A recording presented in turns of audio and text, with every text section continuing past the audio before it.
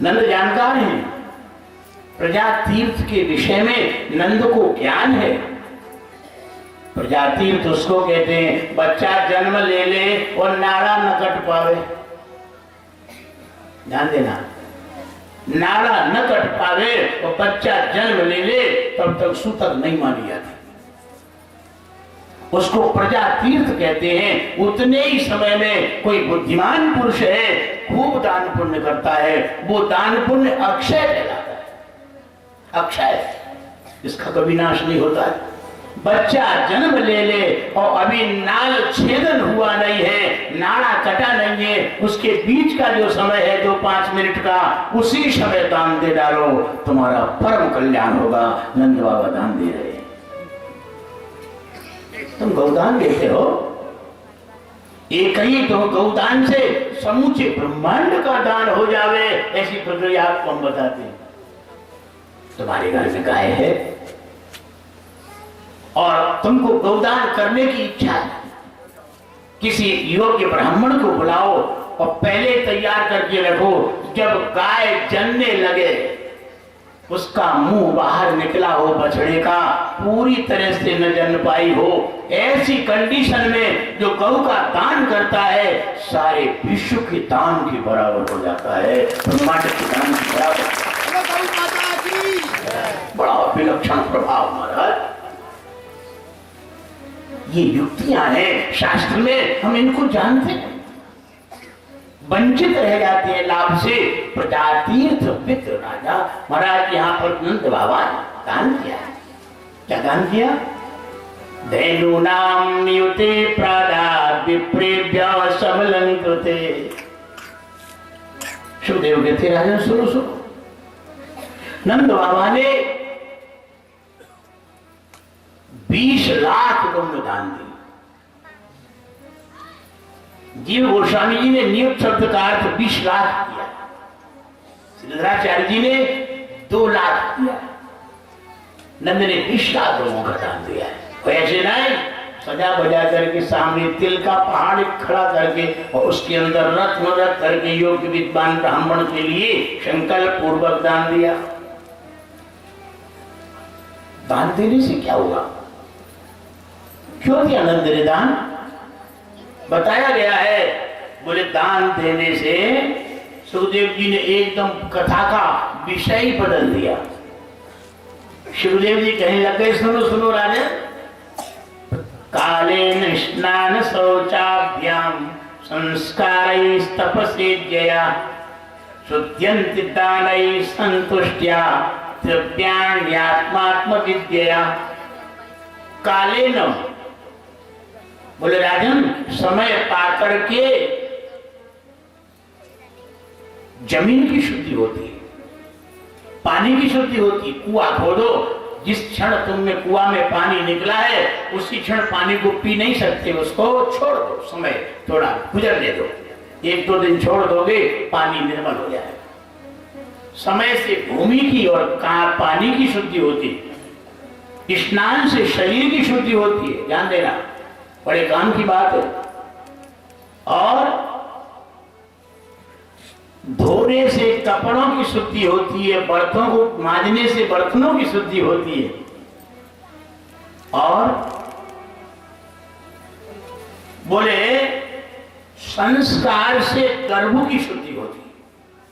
यदि गर्भ शुद्ध करना है तो संस्कार करना होगा, और इंद्रियों की शुद्धि तपस्या से।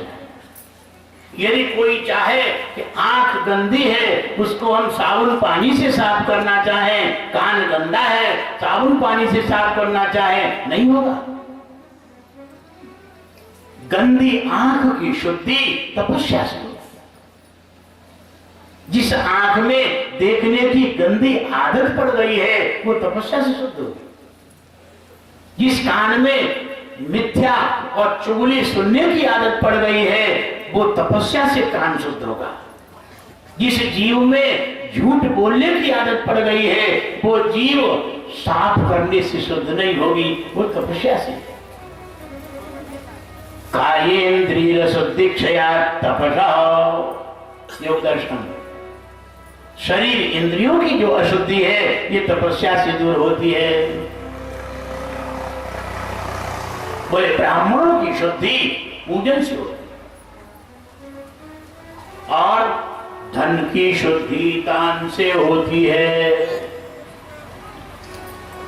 आपके घर में पैसा आया है, कई लोगों को हमने देखा, कहीं कहीं तो ऐसा देखा जैसे ही नोट आए उन्होंने निरमा पाउडर में डाल दिए, पानी में धो धा के सुखा के रख दिए। इससे शुद्धि नहीं होगी। धन की शुद्धि पानी से धोने से नहीं होगी, धन की शुद्धि दान से होगी। ध्यान देना, दान से। और मन की शुद्धि संतोष से होगी। मन कभी बिना संतोष के शुद्ध हो ही नहीं सकता, कोई साबुन ही नहीं बना। वो आत्मा की शुद्धि आत्मा से होती है। तो मेन बात बताई सुखदेव जी ने, राजन राजन देखो सुनो, ये नंद बाबा ने 20 लाख गौएं जो दान दी थी, ये धन को शुद्ध किया है। आपके पास जो धन है, ये धन काय के लिए, क्यों मिला है, इसकी वजह आपने कभी देखी नहीं, समझी नहीं। आपके पास जो धन मिला है, ये पूर्व जन्म के पुण्यों के कारण मिला है। आज धनवानों के यहाँ आपका जो जन्म हुआ है, ये जन्म इसीलिए हुआ है कि पूर्व जन्म में तुमने धन के द्वारा पुण्य किया था, दान दिया था। दान से धन की शुद्धि होती है, नहीं तो धन के 4 बेटे हैं महाराज।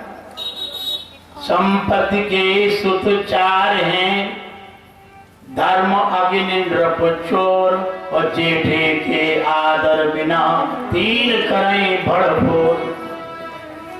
संपत्ति के 4 बेटे हैं, कान खोल के सुन लो। पहला बेटा, बड़ा बेटा, वो धर्म है।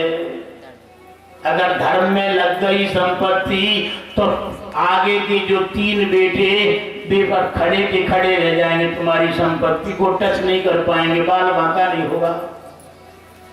यदि तुमने जेठे बेटे में संपत्ति नहीं लगाई तो दूसरा बेटा कूद पड़ेगा। कौन? आग, अग्नि। अग्नि 3 तरह की होती है। एक तो अग्नि रोटी बनाती है, वो भी अग्नि है। और एक अग्नि क्रोधाग्नि है जो लड़ाई करवाती है, और एक अग्नि रोगों वाली अग्नि है जो शरीर में भयंकर कष्ट देती है। रोगाग्नि, क्रोधाग्नि और ये सामान्य अग्नि। तो तीनों अग्नियों की लपेटे में वो धन आ जाएगा। क्रोधाग्नि के द्वारा तुम वो धन जज और मजिस्ट्रेटों के हवाले कर दोगे, और रोगाग्नि के द्वारा तुम वो धन डॉक्टरों के हवाले करना पड़ेगा। और तीसरी अग्नि, कभी कभार खेत खड़े के खड़े गोविंदाय नमो नमः हो जाते हैं। आपने सुना होगा पिछली साल बड़ी अग्निकांड हुआ था। किसने सोचा था कि 50 एकड़ हमारे जमीन की पकी पकाई पिसी भस्म हो जाएगी, आग लग गई।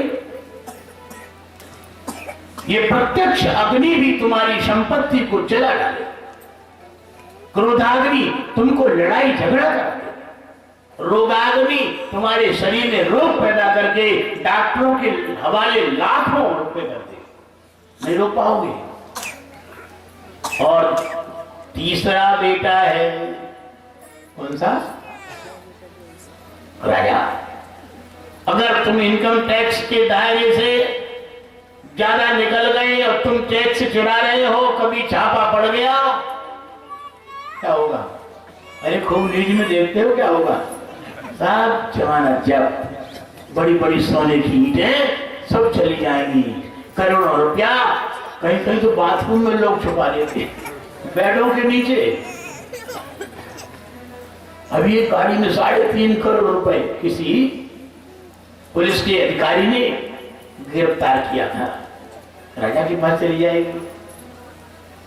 और इससे भी अगर संपत्ति बच गई तो फिर चोर उचक्के डकैत उस पर हावी हो जाएंगे, वे तो उसको लूटे ही लेंगे, कुछ नहीं बचेगा तुम्हारे पास। इसलिए संपत्ति यदि परमात्मा ने दी है तो उसको धर्म में लगाओ।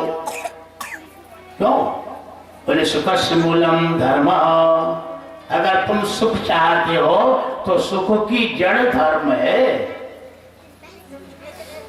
ये कान खोल के सुन लो, अगर तुम सुख चाहते हो तो सुख की जड़ धर्म है। चाणक्य ने कहा है सुखस्य मूलम धर्म। और तुलसीदास जी महाराज, सुख चाहे मूढ़न धर्मरता, मति थोड़ी कठोर न कोमलता। वे मनुष्य मूढ़ हैं जो सुख चाहते हैं और धर्म का आचरण नहीं करते। धर्म आचरण से सुख की प्राप्ति होती है महाराज।